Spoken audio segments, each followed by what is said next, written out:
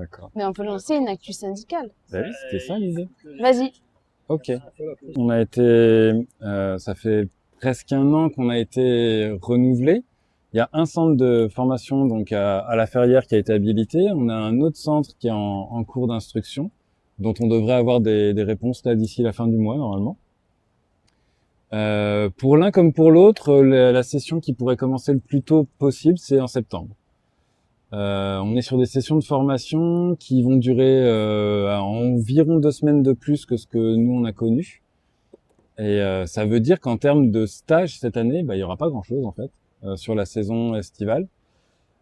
Sauf, et c'est la grosse nouveauté que la branche SAS Tuteur doit venir raconter un petit peu, c'est qu'en fait maintenant pour rentrer en formation, on ne doit pas justifier d'un niveau technique comme ce qu'on a pu faire, mais on doit justifier d'avoir fait au moins 14 heures de grimpe dans les arbres.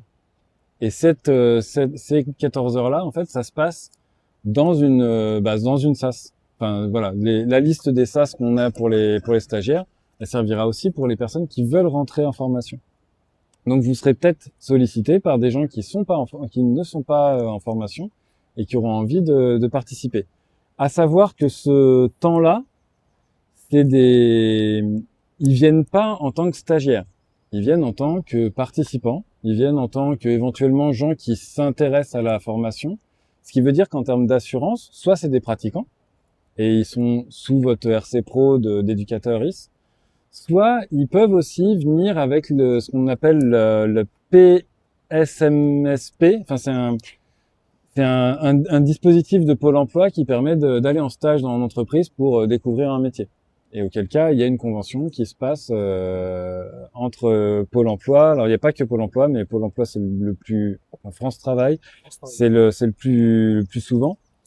Et vous. Et donc, vous aurez à disposition, en fait, des feuilles, une attestation où vous venez attester du nombre d'heures de situations de grimpe que vous avez pu faire. Ça ne veut pas dire qu'ils ne doivent faire que de la grimpe. Vous pouvez très bien discuter, vous pouvez très bien les emmener sur de l'install, vous pouvez très bien les emmener sur de la construction. C'est vachement intéressant quand tu vas partir en formation de voir l'étendue de ce que tu peux y faire. Mais tu peux aussi. Mais le prérequis, c'est 14 heures de grimpe en animation ou en install ou en ce que vous voulez, mais 14 heures de grimpe. Et si vous avez un club et que la personne elle a fait un an de club, ces 14 heures elle les a par exemple. C'est pas une évaluation du niveau. Sur le temps de formation, on se rend compte que les organismes de formation auront peut-être pas un planning où on fait toutes les semaines d'un coup. Ce sera possible qu'il y ait des creux pendant lesquels les stagiaires pourraient peut-être partir en stage aussi. Il y a des évaluations qui vont se faire pendant ce temps de formation-là. Donc on aura des évaluateurs qui devront aller là-bas parce que il y aura pas que les formateurs qui viendront évaluer leurs stagiaires. Et on aura aussi une partie en fin de cursus avec des entretiens de rapport de stage et diag et secours où on va centraliser et faire sûrement 2 fois par an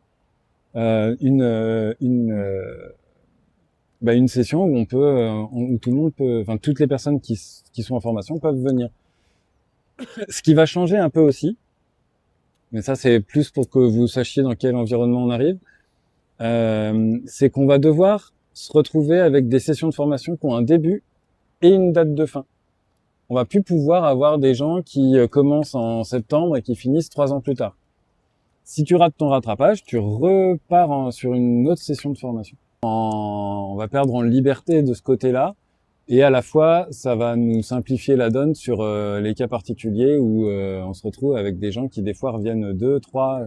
On a eu quelqu'un qui est revenu 7 ans après son début de formation.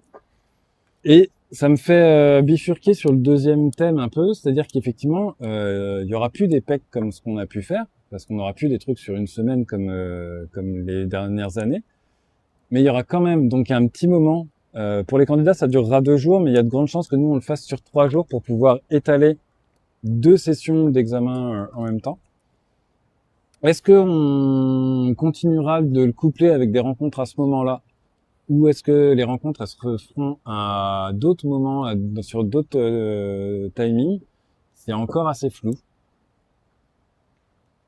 Et on y réfléchit juste. Tout à fait, tout à fait. Ben, en soi, la question se pose, mais on l'a pas. Enfin, moi, je l'ai pas mis sur la table pour le moment sur les rencontres de cette année. Je pense que ce serait judicieux, personnellement, de garder un rendez-vous. Parce que peu importe qu'il y ait des... Alors les PEC permettaient d'avoir déjà pas mal de gens sur place qui restaient du coup pour les rencontres après. Là, ben, ça sera pas le même cadre, mais un peu comme pour l'AG, c'est au bon vouloir de chacun de se déplacer ou pas. Par contre, il y a des questionnements à avoir, de se poser la question de est-ce que on lance plus de rencontres par an? Est-ce que ça se passe parce que un des gros freins globalement, c'est la distance. À quelle échelle vont se passer ces rencontres? Est-ce que c'est judicieux de les multiplier? Est-ce que c'est judicieux de faire quelque chose de garder un truc un peu un rendez-vous clé? Enfin, c'est plein de questions à se poser ensemble sur la suite de cette aventure des rencontres qui ont tout lieu d'être malgré que les PEC, avec ou sans PEC de toute façon, quoi. Dans les débuts de piste qu'on avait aussi, c'était ces histoires de formation. Par exemple, là, sur ce week-end, demain, en début d'après-midi, alors on sera peut-être pas très nombreux finalement, mais l'idée est d'avoir un échange sur des pratiques en termes de secours.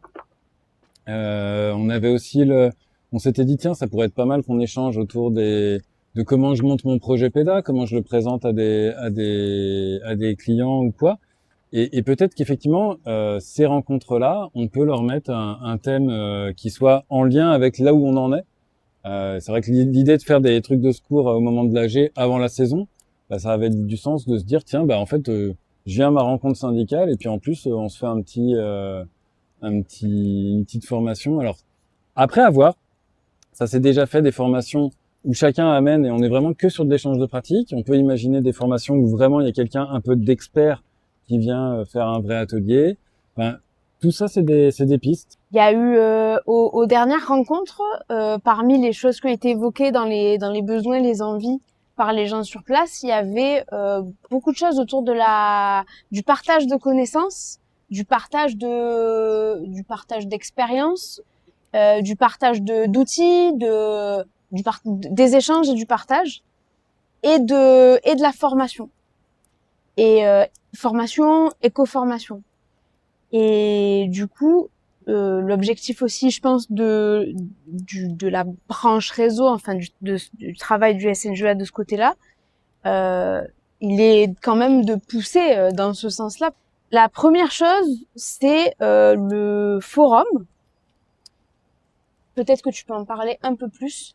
Ouais. Sur une proposition. Alors là, c'est un vrai exemple de tiens, je suis adhérent, qu'est-ce que je peux faire? Il y a un adhérent qui nous a demandé aux dernières rencontres, je pense que je peux dire son nom, c'était Marc-Antoine, qui disait ben en fait moi si ça vous dit, je veux bien regarder pour la mise en place d'un forum, donc un forum sur internet. Et effectivement, il est allé au bout de ce truc-là et on est en tout cas sur là une phase d'expérimentation. On vient tout juste d'avoir ce forum qui commence à se mettre en place. L'idée est d'avoir ce truc-là qui puisse servir aux échanges de tous ordres et on vous tiendra au courant de comment ça avance effectivement. Un autre initiative qui a été prise par Ophélie.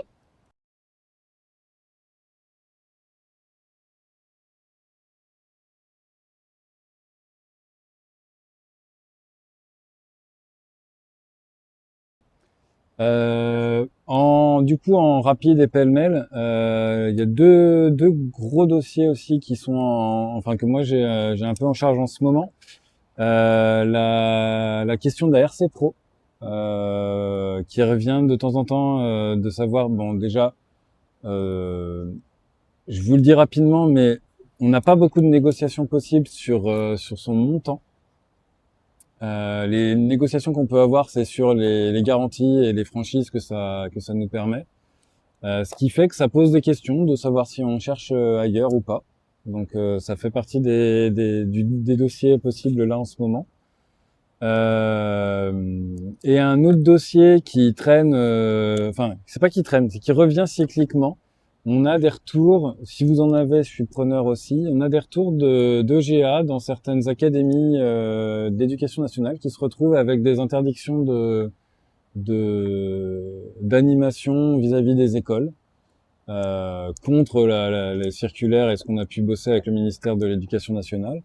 Et du coup, bah, c'est d'arriver à pouvoir continuer encore et encore ce boulot d'essayer d'expliquer pourquoi est-ce que on a toute notre place dans ce milieu-là. Éventuellement, s'il y en a qui bossent vraiment beaucoup avec des scolaires, bah, et que ça se passe bien, je suis preneur aussi. Ça étoffe l'argumentaire. Et c'est un peu annexe, mais pas complètement. Je suis preneur aussi, enfin au niveau du syndicat, on est preneur de vos retours de difficultés si vous avez des problèmes pour faire renouveler votre carte pro. Il y a certaines fois où, enfin, on a eu un ou deux retours de carte pro qui ont du mal à revenir. Et en fait, je vous le demande parce que c'est quelque chose qu'on travaille, ça et l'éducation nationale aussi avec l'OC Sport. Parce qu'en fait, on n'est pas le seul sport qui soit impacté par ces deux sujets. Donc plus on amène d'infos et de données, et plus c'est facile de défendre notre profession là-dessus. Voilà. Globalement sur les actualités syndicales du moment, c'est ça, en ce qui me concerne. Je peux rajouter que pour les problématiques avec l'éducation nationale, il y a Benoît Grosjean, ouais, qui a eu aussi, alors faudrait que je me remette dans le truc, on partagera plus tard, mais il a eu des problématiques et il a proposé de partager ses... Hein? Il a déjà partagé. Oui, mais pas... Enfin, il y a des gens qui le savent pas encore. Pour mettre ça. Ouais. Et il y a au niveau réseau, il y a encore une chose en particulier. L'année dernière, il a été lancé la volonté de créer un événement national pour visibiliser et communiquer sur notre activité globalement de grimpe d'arbres. Et donc créer un gros événement, mais avant ça, il y a la création d'un groupe de travail pour pouvoir créer cet événement-là.